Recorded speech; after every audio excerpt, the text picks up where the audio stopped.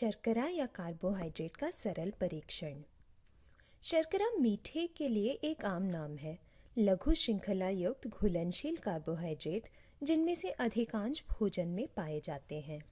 विभिन्न स्रोतों से प्राप्त शर्कराएं कई प्रकार की होती हैं। उनमें से कुछ आम इस प्रकार हैं। ग्लूकोज अंगूरों में पाया जाता है। फ्रक्टोज ज़्यादातर फलों, जड़ सब्जियों और शहद में पाया जाता है। और सुक्रोज जो गन्ने में पाया जाता है।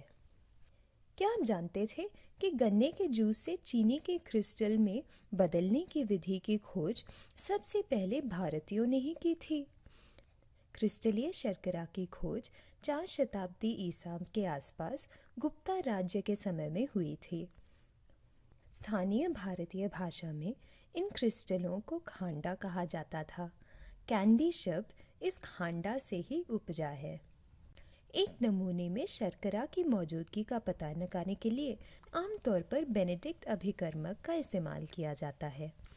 भोजन में शर्करा की मौजूदगी का पता लगाने के लिए आपको चाहिए बेनेडिक्ट अभिकर्मक, ग्लूकोज, परखनली, परखनलीय होल्डर, स्पिरिट लैम्प, चम्मच, माचिस, ड्रॉपर, आलू, केला और सेब। आलू और सेब के मसले हुए टुकड़ों और ग्लूकोज विलयन के कुछ बूंदों को अलग अलग परखनलियों में ले लें। प्रत्येक परखनली में बेनेडिक्ट अभिकर्मक के 4 से 6 बूंदें मिला लें। एक के बाद एक सभी परखनलियों को परखनली होल्डर से पकड़कर धीरे धीरे गर्म करें। मसले हुए सेब और ग्लूकोज विलयन युक्त परखनलियों के अंदर पदार्थ का रंग लाल हो जाता है, जबकि आलू वाली परखनली के रंग में कोई बदलाव नहीं होता है। लाल रंग शर्करा की मौजूदगी का संकेत है। सवाल जवाब। शर्करा युक्त पदार्थ का रंग लाल क्यों हो जाता है? बेनेडिक्ट विलयन में कॉपर आयन मौजूद हैं जो कि रंग में नीले होते हैं।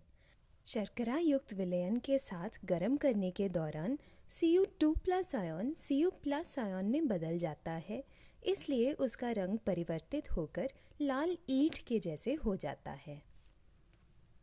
लोग ऐसा क्यों बोलते हैं कि बहुत अधिक चीनी का उपभोग करना हानिकारक होता है? एक औसत इंसान एक साल में 24 किलो चीनी का उपभोग करता है। चीनी के सस्ते हो जाने और बड़े पैमाने पर उत्पादन हो पाने के कारण ही पिछले लगभग 200 सालों में इस तरह की उच्च खपत संभव हो गई है।